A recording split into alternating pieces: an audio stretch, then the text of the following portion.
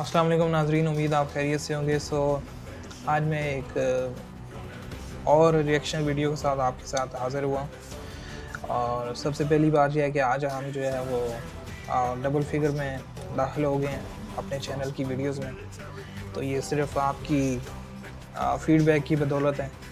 तो हमें उम्मीद है आप हमारी सारी आने वाली वीडियोज़ को मज़ीद पसंद करेंगे। आज की जो हमारी वीडियो है उसका जो टॉपिक है वो पीजीसी के ऊपर है, पंजाब ग्रुप ऑफ कॉलेजेस के ऊपर है कि यूथ ने कैसे रिस्पॉन्ड किया है और अथॉरिटीज़ को कैसे रिस्पॉन्ड करना चाहिए। यानी ओवरऑल जो पीजीसी का सिनेरियो वो उसमें कौन-सा फैक्टर है जिसकी वजह से मामला हल नहीं हुआ है और कौन-सा फैक्टर है जिसकी वजह से इस तरह के मामलात में हुकूमत पे प्रेशर डाल के या जुडिशरी पे प्रेशर डाल के जो है वो मामलात हल कराए जा सकते हैं। तो इसके ऊपर आज हम बात करेंगे कि पीजीसी का वाक़या क्या था और इसका सॉल्यूशन क्या है।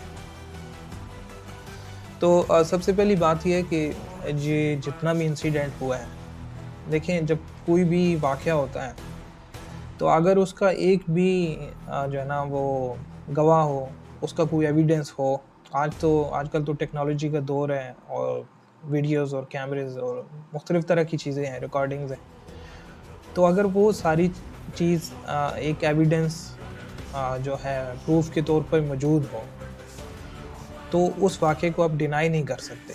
क्योंकि देखें, एक झूठ बोल सकता है, 2 झूठ बोल सकते हैं। लाखों का या हज़ारों का मजमा किसी एक इशू के ऊपर झूठ नहीं बोल सकता, ठीक है? जिसको एड्रेस करना जो अदालत होती है, जो जुडिशरी होती है, जो काज़ी होता है, उसका फ़र्ज़ होता है, ठीक है? उन्होंने एहसान नहीं करना होता बल्कि ये उनका फ़र्ज़ है। अब इस वाक़ये के ऊपर आते हैं कि ये जो वाक़या हुआ है, एक एजुकेशनल इंस्टीट्यूशन में, तो ये है तो बहुत ही शर्म वाली बात और इस पे जितनी जो है वो इसको बुरा कहा जाए इतना कम है। क्योंकि ये हदीस भी है कि अगर आप कुछ नहीं कर सकते तो दिल में बुरा जाने, ये ईमान की सबसे कमज़ोर निशानी है। लेकिन ये है कि हम सिर्फ़ ईमान वाले कामों में कमज़ोर चीज़ उठाते हैं और दुनिया की हर चीज़ जो है, उसमें हमें टॉप की चीज़ चाहिए होती है। तो कभी भी हम ईमान वाले लेवल में टॉप की चीज़ एक्सपेक्ट ही नहीं कर रहे और हमारी ट्रेनिंग जो है वो सलाम हमारे एजुकेशन के इदारों को, रिलीजियस इंस्टीट्यूशंस को और हमारे सियासतदानों को, उलमा को, कि उन्होंने इस कौम की बिल्डिंग ऐसे की है जो दुनिया के कामों में तो ऊपर जाना चाहते हैं, लेकिन दीन के काम में या ईमान के काम में वो नीचे ही रहना, जो सबसे कम दर्जा है वो उसको उठाना चाहते हैं। तो ये समझ से बाहर की चीज़ है।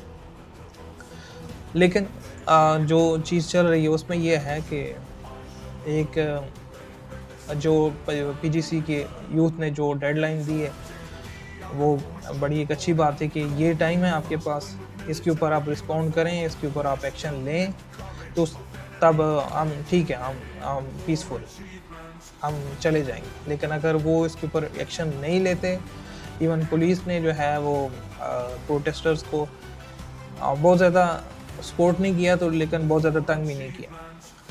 तो अदर देन पुलिस, जो पुलिस का सही काम था कि एविडेंस को उठाते, अदालत में पेश करते, उसके ऊपर एक ओपन पब्लिक जो है वो इंक्वायरी होती है, उसके ऊपर वो सारी चीज़ें जैसे बाकी केसेस में आपने टीवी पे दिखाया तो ये भी दिखाते आप, चलाते, ताकि आपकी इंसाफ का जितना भी जो है लेवल है वो सबको पता चलता। लेकिन जब इंसाफ देना ना हो तो फिर बहाने ढूँढे जाते हैं। तो इसलिए ये जो फिर उसका पीजीसी का रिएक्शन था, जो यूथ का रिएक्शन था, वो तो ज़ाहिर है फिर ऐसे कामों में ऐसे होता है। तो ज़ाहिर है आपको जब कोई चीज़ ना मिल रही हो तो फिर वो यूथ तो इस तरफ जाएगी, तो उसको आप रोक नहीं सकते।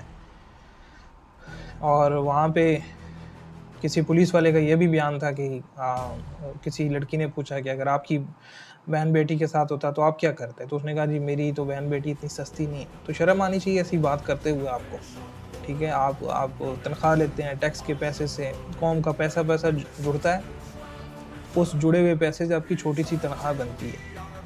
और कानून के मुताबिक और जो आपने हल्फ लिया हुआ है उसके मुताबिक ये है कि आपने कौम की खिदमत करनी है। उसमें आप अगर ऐसे रिमार्क्स पास करेंगे तो दुनिया में भी आप ज़लील होंगे, आखिरत में तो आपने होना ही होना है, अगर ऐसे काम करेंगे तो। तो सबसे पहले अल्लाह से माफ़ी माँगे और फिर जो अपने करतूत हैं उनको दुरुस्त करें। और उसके बाद जो यूथ ने जितनी भी मूवमेंट की है तो ज़ाहिर है ये एक करनी चाहिए, ईमान का तकाज़ा है। क्योंकि अगर ये एक इस्लामी मुल्क है तो इसके अंदर कानून है, इसके अंदर सबसे बड़ा कानून अल्लाह और अल्लाह के रसूल का, ठीक है? तो उनके मुताबिक कुरान को अगर आप पढ़ें तो उसमें ये है कि आप सबसे पहले तो एक हुक्म अल्लाह ने जारी किया कि आप जब बाहर निकलें तो अपने ऊपर चादर लटका लिया करें ताकि लोग पहचान लें सूरत अहज़ाब में कि तो आपको अज़ियत ना हो। ये इसलिए था कि यहूदी जो हैं वो उन्होंने मुसलमान औरतों को तंग करना शुरू किया, फिर वो तंग करते थे, वो कहते थे हमें नहीं पता था कि ये मुसलमान औरत है, या हम तो ये समझे कि ये फ़लाँ की लौंडी है, और इस तरह की बातें करते थे। तो उसके जवाब में अल्लाह के रसूल के ऊपर जो है वो ये आयत नाज़िल हुई और आपने ये इम्प्लीमेंट की और लोगों को समझाया। लेकिन उसी आयत में आगे ये भी बताया गया है कि अगर ये करने के बावजूद भी, ठीक है, आप एक प्रोटेक्शन करके जाते हैं, आप ओढ़नी लेके जाते हैं, लेकिन फिर भी ये यहूदी और इस तरह के लोग जो हैं वो आपको सिर्फ तंग करते हैं, तो अल्लाह ने उस पे हुक्म दिया है कि इनको इबरतनाक तरीके से कत्ल कर दिया जाए, ठीक है? तो ये तो सिर्फ इस तंग करने के ऊपर है। तो जो इशू जो है वो किसी की इज़्ज़त के साथ हो तो उसके ऊपर इस्लाम जो है वो क्या चीज़ कहता होगा? इस्लाम इसके ऊपर बड़ा सख्त है कि उसको इबरतनाक तरीके से आप पब्लिकली कत्ल करें, जिसके ऊपर ये इल्ज़ाम साबित हो कि उसने वाक़अतन ऐसी हरकत की है और उस पे कोई भी मुलव्वस है, उनको यही सज़ा दें। तो अब एक वाक़या जैसे बनु कैनुका की एक खातून थी, मुसलमान थी, तो अब उसके साथ किसी यहूदी ने मज़ाक किया, वो गुज़र रही थी तो उसके दुपट्टे के ऊपर वो पाँव रखा है। तो उसके बदले में नबी पाक अलैहिस्सलाम ने 30 दिन तक उस पूरी बस्ती का मुआसरा किया, उनकी फसलों को जलाया है। जब उनके लोगों ने कहा कि आप तो दीन फैलाने आए हैं तो आप ये फसलें जला रहे हैं, तो उन्होंने कहा ये आप मुझे ना सिखाएं कि ये हम क्यों कर रहे हैं। और ये चीज़ बताई कि ये जितनी भी आपने ये हरकत की है उसके आगे ये कुछ भी नहीं है, क्योंकि ये जो इंसान की इज़्ज़त है इसके ऊपर कोई भी, ख़ुसूसन जो औरत का मकाम है उसके ऊपर अगर आप कुछ करेंगे तो आप ये समझते हैं कि हम इन चीज़ों के पीछे आपको रोक के रखेंगे और आपको कुछ नहीं कहेंगे, हम हर तरह का जो है ना वो एक्शन करेंगे, ठीक है? तो वो अब 30 दिन तक उन्होंने उनका मुआसरा किया, फिर जब तक उन्होंने माफ़ी नहीं मांगी और उस चीज़ से हटे नहीं तब तक उनको आपने छोड़ा नहीं, ठीक है? तो ये अल्लाह के नबी की सुन्नत है कि आपने एक औरत के साथ किसी यहूदी ने सिर्फ मजाक किया तो उसको इस हालत तक ले गए, ठीक है? और तो जहाँ पर ये बात हो कि किसी की इज़्ज़त के साथ कोई मुजरिम जो है इस तरह का काम करे तो उसकी सज़ा बिल्कुल क्लियर कट जो है ना वो यही है कि उसको पब्लिकली इबरतनाक तरीके से आप कत्ल करें, ताकि कोई किसी दूसरे को हिम्मत ना हो, ना कोई ये कह सके कि मेरी बेटी इतनी सस्ती नहीं है, और ना कोई ये कर सके कि मैं ये बड़ा आसानी से कर सकता हूँ। और इसमें जो सबसे बड़ा फेलियर है, मैं आपको बताऊँ, ये किसी चीज़ और का नहीं है। लोग सबको पॉलिटिशियन को कह रहे हैं जिनका दिमाग ही नहीं है, आप उनको कह रहे हैं कि ये इनकी गलती नहीं है, इनकी भी नहीं, क्योंकि जिसमें दिमाग ही नहीं है उसको हमने क्या करना है। सेकंड, जुडिशरी जो है वो है ही पपेट, उसके पास तो कुछ भी नहीं है, अख्तियार ही नहीं है। होता है तो अल्लाह के हुक्म के मुताबिक आप कुछ करते, ठीक है? आपने नहीं किया तो इसका मतलब है कि आप तो जस्ट एक पीस ऑफ पेपर लेकर और अपने जो है वो जो आसाइशें हैं उनको एंजॉय कर रहे हैं। तीसरी चीज़, जिसका सबसे बड़ा कसूर है वो इस वक्त के उलमा है, और ये वो उलमा हैं जिनके नीचे लाखों की तादाद में लोग फॉलोअर्स हैं, ठीक है? तारिक जमील साहब को देख लें जी, तारिक मसूद को देख लें, इंजीनियर अली मिर्ज़ा को देख लें, बहुत बड़े लोग। और सबसे बढ़ के जो साहिल अदीम साहब हैं, ये इनके अच्छे खासे मतलब ये प्रेशर बिल्ड कर सकते हैं। आप मेरा क्वेश्चन ये है कि ये आप इस चीज़ के ऊपर क्यों नहीं निकले? क्या आपको अल्लाह का कानून अपनी जान, माल, इज़्ज़त, आबरू से ज़्यादा है? ठीक है? कुरान तो ये कहता है कि जब तक आप अल्लाह और अल्लाह के रसूल को अपनी हर चीज़ से माल से, जान से, औलाद से अजीज़ नहीं समझते तो आप ईमान ही नहीं लाते।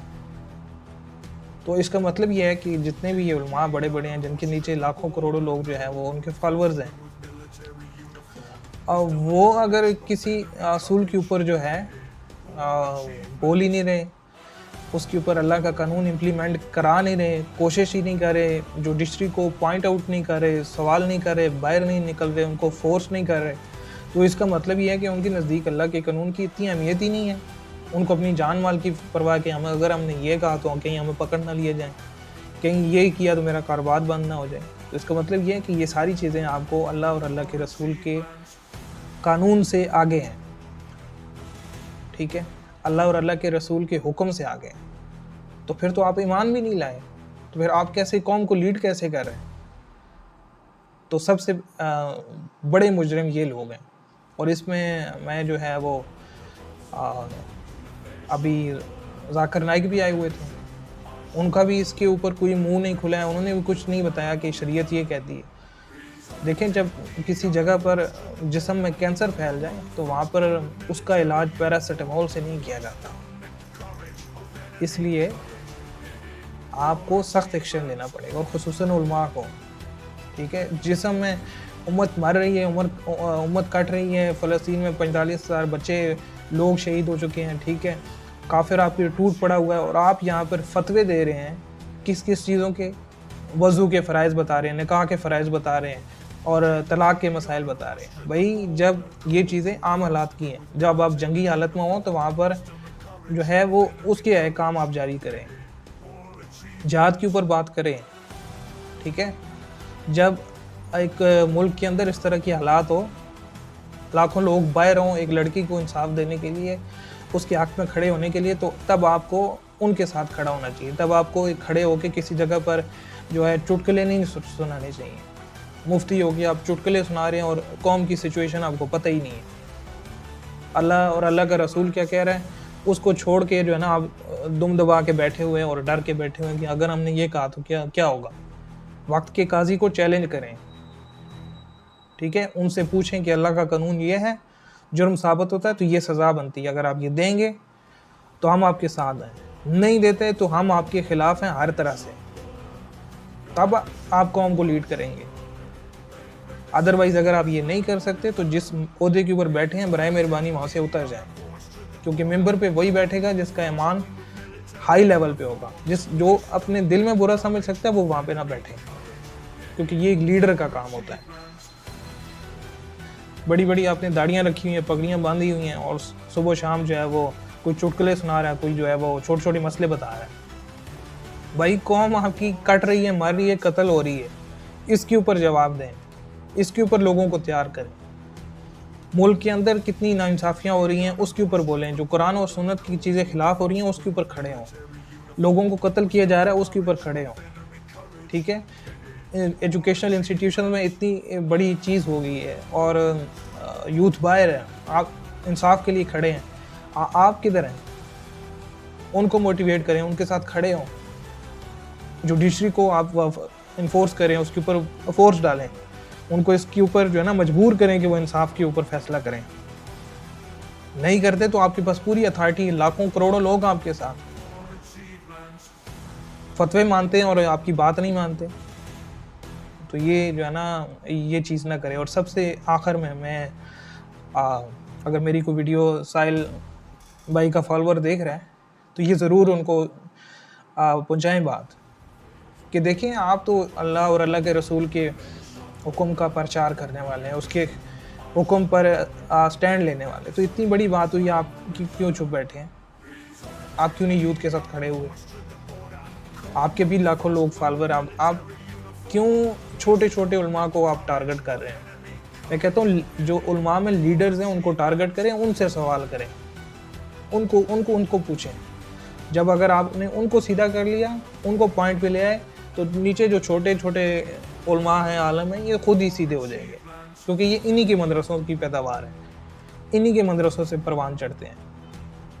तो इसके ऊपर मेरी यही बात है कि देखें, कोई भी इशू होता है तो उसके ऊपर यही जो लोग पब्लिक को लीड करते हैं वही रिस्पॉन्सिबल होते हैं। तो इसलिए इन रिस्पॉन्सिबल पर्सन्स को ही एक्शन लेना पड़ेगा, और अगर कोई इदारा सही काम नहीं करा तो उसको फोर्स करके कराना पड़ेगा कि आपकी ड्यूटी और हम आपसे करवाएंगे। ये होती है लीडर्स की ताकत। लेकिन अगर आप इस्तेमाल नहीं कर रहे तो बराए मेहरबानी फिर आप वहाँ से रिटायर हो जाएं, फिर आप चुटकुले सुनाएं, फिर छोटी मस्जिदों में बैठ के लोगों को लतीफ़े सुनाएं, छोटे छोटे मसाइल बताएं कि टखने से जो है वो शलवार इतनी ऊपर होनी चाहिए, इतनी नीचे होनी चाहिए, ठीक है, और मीठी मीठी बातें सुनाएं। अल्लाह के रसूल की बाकी वो बातें आप सुना रहे हैं, वो वाली सारी कि जो अमन की हालत में, जो जंग की हालत में, वो भी बताएं। तलवार आपके असला था ना, आपने रखा है, उसके ऊपर भी लोगों को मोटिवेट करें कि लड़ने की ताकत हासिल करें। ठीक है, आपने कितनी जंगें की हैं उसकी भी तरबियत दें लोगों को कि आपने लड़ना भी है। ठीक है, हमारे पास इतनी बड़ी ताकत है और फ़लस्तीन में लोग मरे और हम जो है वो दम दबा के बैठे हुए हैं, और इसके ऊपर खामोशी है कि नहीं हम कुछ नहीं कह सकते। और दूसरी तरफ नारा ये है कि हम जो है ना और अल्लाह के रसूल के ग़ुलाम हैं। कुछ भी नहीं है। अगर होते आप कुछ तो आप इस वक्त सामने होते। तो अगर आपने कुछ करना है, अगर आप समझते हैं आप ईमान की आला दर्जे पर जाना चाहते हैं तो इस तरह की एक्शन करें। अदरवाइज़ तो आप लोगों, जो बंदा ये समझता है कि मैंने काम पूरा कर लिया, तो मैं उसको ये बताता चलूँ कुरान की आयत के मुताबिक, अगर आप कोई भी चीज़ अल्लाह और अल्लाह के रसूल से अज़ीज़ रखें किसी भी मामले में, तो आप में ईमान ही नहीं आया। ठीक है, बचना तो दूर की बात है। तो उम्मीद है आप लोगों को ये स्टोरी मेरी समझ भी आई होगी और आपने पसंद भी की होगी। तो अल्लाह करे कि इन लोगों को, इन उलमा को, इन लीडर्स को तौफीक मिले हिदायत की। ठीक है, और वो कोशिश करने से मिलती है। अल्लाह करे इनको कोशिश करना भी नसीब हो तो ये कुछ कर सकें। एक दुख भरे दिल के साथ आपसे इजाज़त चाहता हूँ, और अपने आने वाली वीडियो तक के लिए आपको कहता हूँ कि इंतज़ार करें। इंशाल्लाह वो भी एक अहम टॉपिक के ऊपर होगी। अल्लाह हाफ़िज़।